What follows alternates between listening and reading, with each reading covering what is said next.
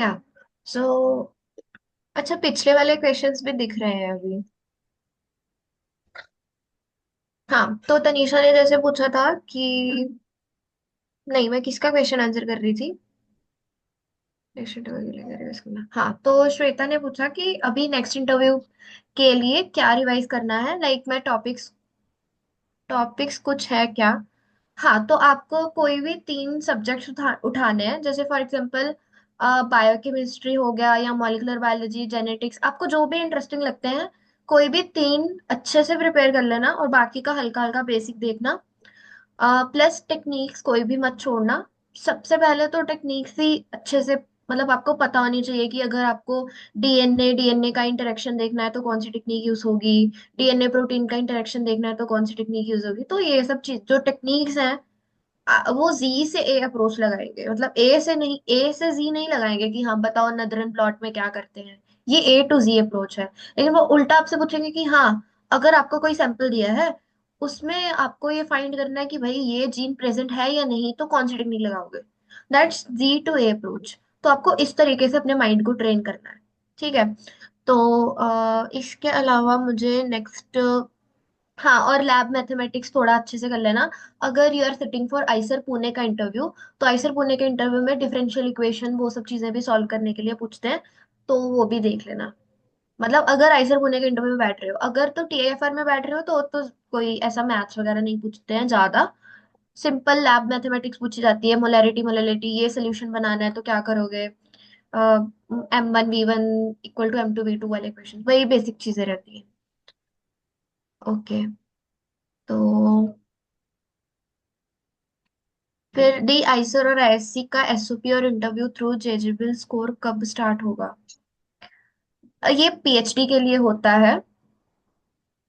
Eicher तो आपको IIT jam से ही मिलेगा, कुछ गेट से भी मिलता है।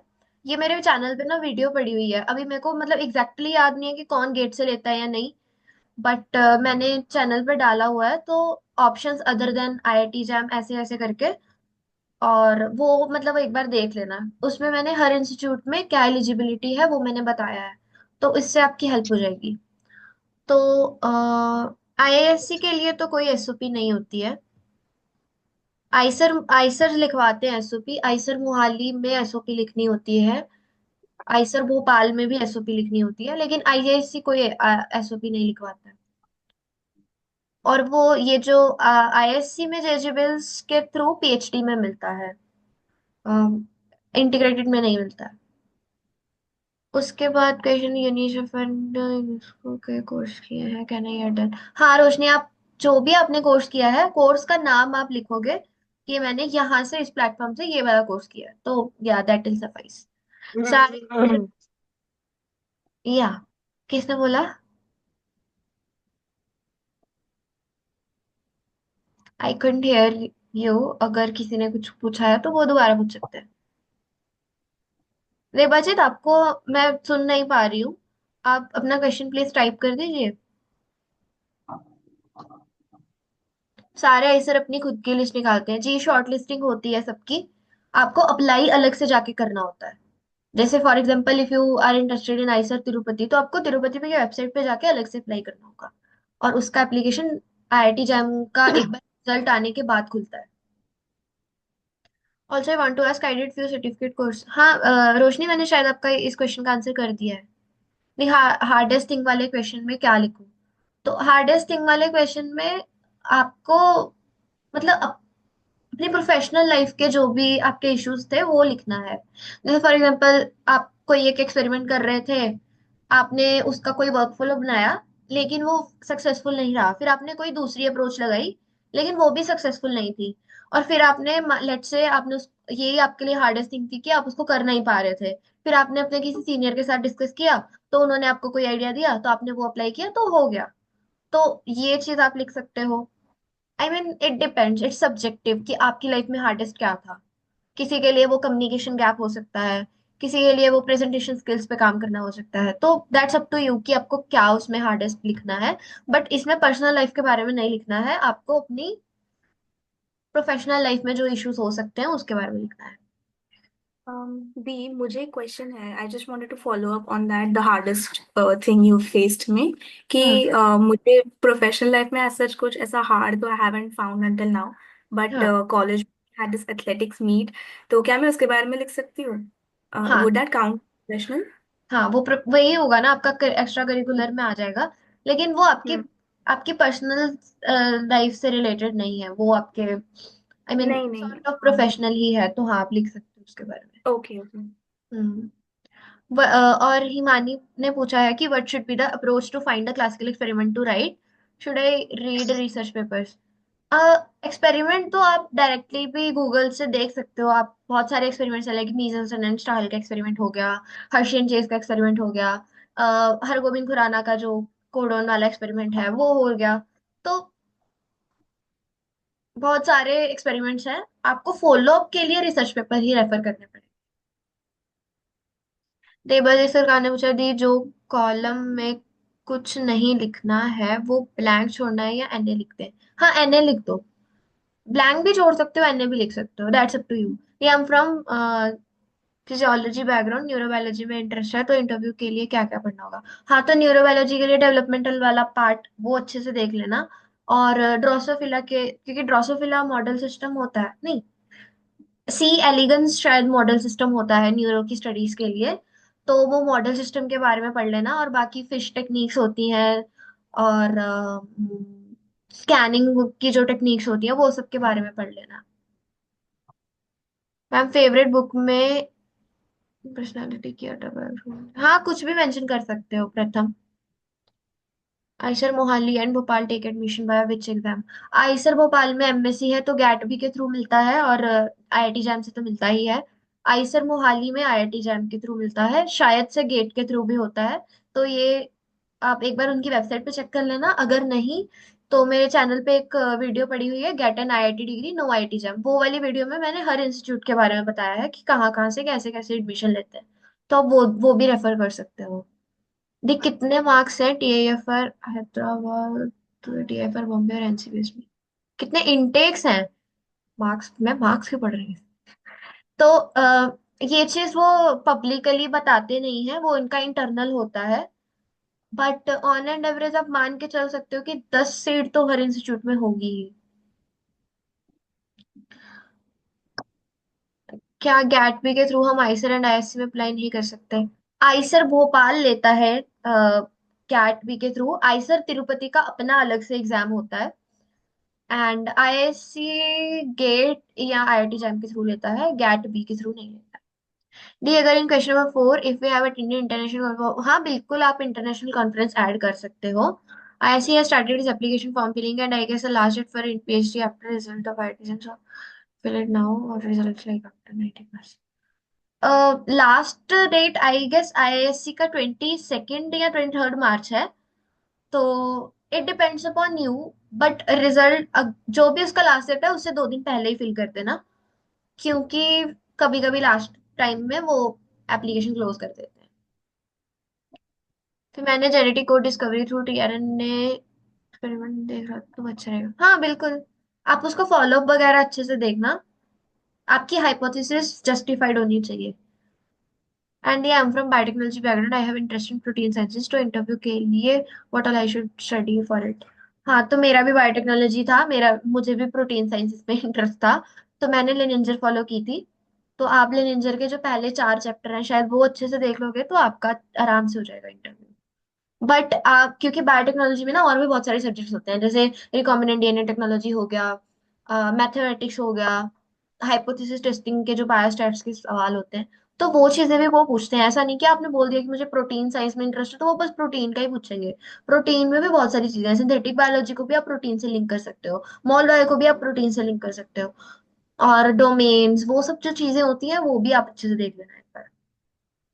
डिपेंड करता है इंटरव्यू पैनल पे, बट हाँ लिनिंजर अच्छा सोर्स है अगर आप बायोकेमिस्ट्री को अपनी फर्स्ट प्रेफरेंस देना चाह रहे हो तो उसके लिए।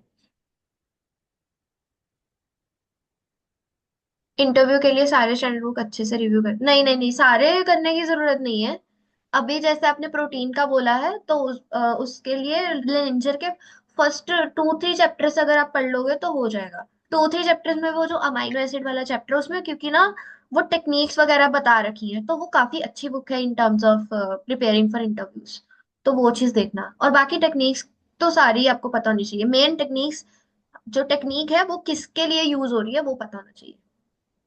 Philology is important for interview.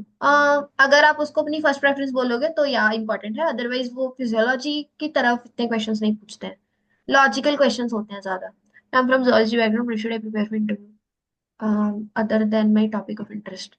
Zoology से हो तो डेवलपमेंटल मत छोड़ के जाना, क्योंकि वो एक्सपेक्ट करते हैं कि अगर आप जोलॉजी बैकग्राउंड से हो तो आपको डेवलपमेंटल बायोलॉजी अच्छे से आती है। एंड कितना देर पता होना चाहिए अबाउट द इंफॉर्मेशन? कौन सी information Roshni? I am supposing कि तुम इंटरव्यू के बारे में पूछ रहे हो, तो जो आप आंसर करोगे वो आपके आंसर में से ही क्वेश्चंस फ्रेम करते हैं।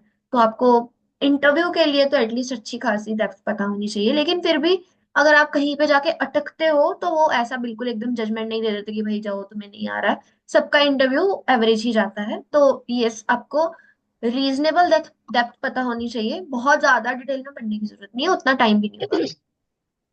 मुझे मोल बायो इम्यूनो अच्छी लगती है। And third will be genetic. कहाँ से पढ़ूं? आई am from zoology background. Immuno अच्छे मोल बायो इम्यूनो। और आई मीन मॉलिक्यूलर बायोलॉजी में तो वो रटने वाले सवाल तो नहीं पूछेंगे, बट फिर भी अगर आप मोल बायो को अपनी फर्स्ट प्रेफरेंस बोल रहे हो तो लैक ओपेरोन वगैरह वो अच्छे से पढ़ लेना, क्योंकि लैक ओपेरोन से बहुत क्वेश्चंस पूछे जाते हैं।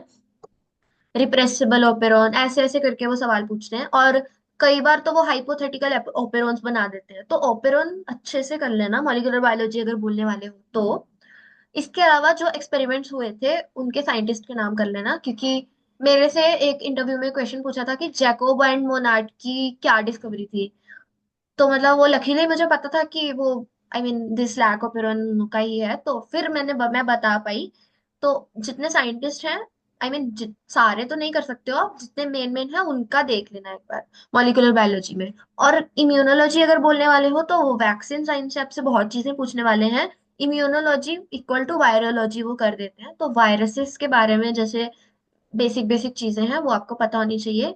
जो बेसिक उनमें डिफरेंसेस हैं वो पता होने चाहिए। And also there is one more thing coming up, कि जो इम्यूनिटी है, कि वैक्सीन कौन सी इम्यूनिटी देती है, वैक्सीन कहाँ देनी चाहिए, तो आइडियल आइडियल वैक्सीन की क्या करेक्टरिस्टिक्स हैं। मतलब वैक्सीन के बारे में वो इम्यूनोलॉजी में बहुत पूछते हैं। जेनेटिक्स, अगर आप जेनेटिक्स बोलने वाले हो तो जेनेटिक्स में वो पॉपुलेशन कंसिडर कर लेते हैं, पॉपुलेशन स्टडीज। तो वो आपसे जो इकोलॉजी के जो कॉन्सेप्ट्स होते हैं, ये वाला सिलेक्शन वो वाला सिलेक्शन, तो वो सब चीजें पूछने लगते हैं। Can I feel IISc integrated PhD formula? नहीं नहीं, इंटीग्रेटेड पीएचडी सिर्फ आईआईटी जैम से मिलेगा। अगर आपको आपको जेजेबील से अप्लाई करना है तो वो जेजेबील से पीएचडी मिलती है आईआईएससी में। माइक्रोबायोलॉजी बैकग्राउंड के लिए कौन कौन से सब्जेक्ट पे ज्यादा फोकस करना चाहिए? माइक्रोबायोलॉजी की जो बेसिक टेक्निक्स है वो पता होनी चाहिए। प्रेस्कोट का थोड़ा थोड़ा देख लेना, बिकॉज अगर तुम माइक्रोबायोलॉजी बोलने वाले हो तो हाँ वो इम्पोर्टेंट है। इसके अलावा अगर माइक्रोबायोलॉजी बोलोगे तो डिजीज वाली साइड में ज्यादा चीजें चली जाती है। फॉर एग्जाम्पल सैल्मोनेला जो है उसके ऊपर से आपसे क्वेश्चंस पूछे जा सकते हैं। टीबी टीबी बैक्टीरिया जो है उससे रिलेटेड क्वेश्चंस आपसे पूछे जा सकते हैं। इसके अलावा मतलब पोलियो जो वायरस है, मतलब आई मीन माइक्रोबायोलॉजी बोलोगे तो वो बेसिकली जो करंट टाइम में चीजें चल रही हैं, एंटी माइक्रोबियल रेजिस्टेंस, जो मल्टी ड्रग रेजिस्टेंस बैक्टीरिया है, वो सब चीजों वो उस तरफ ले जाएंगे आपको। मतलब आप माइक्रोबायोलॉजी अगर बोलोगे तो। मैम सेल बायोलॉजी के लिए क्या प्रिपेयर कर? हाँ, तो सेल बायोलॉजी के लिए जो सिग्नलिंग वाला पार्ट है वो सबसे ज्यादा इंपॉर्टेंट है। इसके अलावा जो सेल डिवीजन एंड साइकिल वो, और अगर आप सेल बायोलॉजी बोलोगे तो वो बाय डिफॉल्ट आपको मॉलिक्यूलर बायोलॉजी भी करनी पड़ेगी, बिकॉज वो बहुत सारे फेजेस वगैरह के बारे में क्वेश्चंस पूछने लगते हैं। जो चेक पॉइंट इनहिबिटर्स वो सब जो चीजें हैं वो उससे रिलेटेड भी क्वेश्चंस पूछे जाते हैं। एंड ऑल्सो कि सेल्स को हैंडलिंग कैसे की जाती है, एनिमल सेल कल्चर जो टेक्निक्स हैं वो भी आपको पता होनी चाहिए। और अगर आप लाइव सेल की स्टडी करना चाहते हो तो कौन सी टेक्निक यूज करोगे, ऐसे ऐसे बहुत सारे क्वेश्चंस पूछे जाते हैं। D I'm from zoology background. I don't have any neuroscience in my graduation. But what if I say neuroscience as my first priority? और दे क्लास तो डेवलपमेंटल बायोलॉजी के बारे में आपको पता होना चाहिए, क्योंकि zoology equal to developmental biology. वो एक्सपेक्ट करते हैं कि आपको पता हो डेवलपमेंटल बायोलॉजी के बारे में। तो ड्रोसोफिला के बारे में अच्छे से पढ़ के जाना, और सी एलिगन्स के बारे में। बाकी न्यूरो साइंस बोलने वाले हो तो न्यूरो साइंस के जो ब्रेन का पार्ट है वो आपको पता होने चाहिए, सारे पार्ट्स। ब्रेन फंक्शन कैसे करता है वो पता होना चाहिए। कौन से रिफ्लेक्सेस, क्या कौन कौन सी ड्रग का ब्रेन पे क्या इफेक्ट होता है। ऐसे बेसिक क्वेश्चन पूछेंगे अगर आप न्यूरो साइंस बोलने वाले हो तो। और इसके अलावा न्यूरो में जो करंट रिसर्च चल रही है उसके बारे में पढ़ लेना। Particular duration of first round 20 minutes होता है, देवयान। 20-25 मिनट्स होता है TFR में। या तो अगर और किसी का कोई क्वेश्चन है, I will wait for another 2-3 minutes. अगर नहीं है तो we will end this like this meeting now.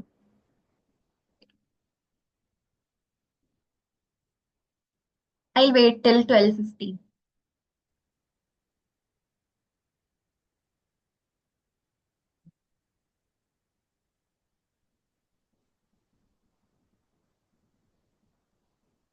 Can I say physiological system such as digestive system as my second priority?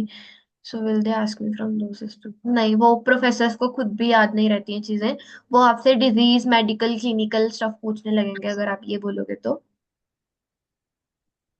NCBS TFR से कॉल पर online और they will have. नहीं, online होते हैं दोनों के ही। पहला वाला राउंड ऑनलाइन होता है, सेकंड राउंड ऑफलाइन होता है। Do we get on what basis do we get interview call? SOP के बेसिस पे होता है इंटरव्यू कॉल। जो आप अभी फॉर्म देने वाले हो डेट इज एसओपी ओनली। तो उसके बेसिस पे आप उसमें क्या आंसर करते हो उसके हिसाब से आपको मिलेगा। Do they also ask like for example protein stability and connect OT with thermodynamics? और या बिल्कुल भाई पूछते हैं प्रोटीन स्टेबिलिटी में थर्मोडायनेमिक्स के साथ कनेक्ट करके। एनर्जी फनल डायग्राम वो सब चीजें पूछने लगते हैं। But in case if you don't know about it, simply you just say कि मुझे इतना आइडिया नहीं है इसका, तो वो कुछ और पूछने लगते हैं। बट ऐसा अब अगर आप हर क्वेश्चन के लिए करोगे तो it it is a problem. Ma'am मैं अभी एमएससी कर रहा हूँ, तो क्या वो लोग मेरे एप्लीकेशन रिजेक्ट कर सकते हैं प्लीज? नहीं नहीं, बिल्कुल नहीं। ऐसा कुछ नहीं है कि अगर आप एमएससी कर रहे हो तो वो आपको रिजेक्ट कर देंगे, नहीं ऐसा नहीं है।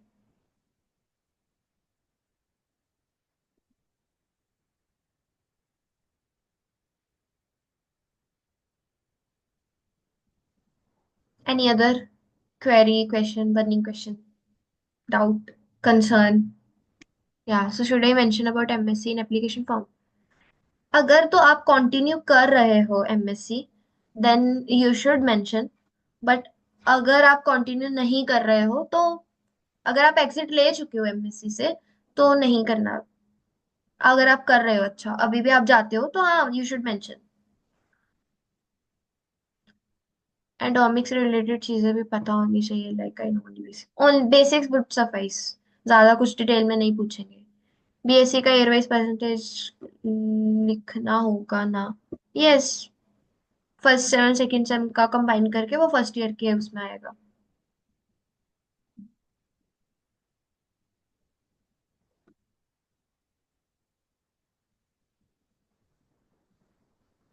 No more questions?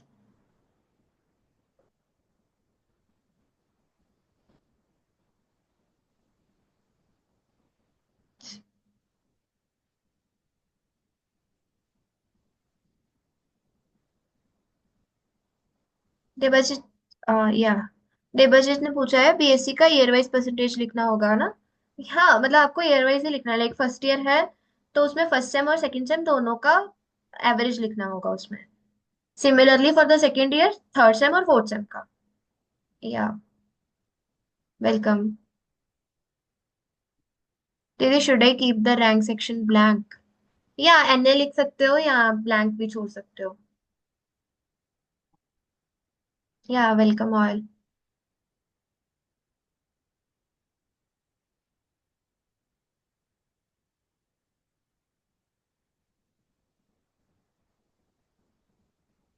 Okay, I think there are no more questions.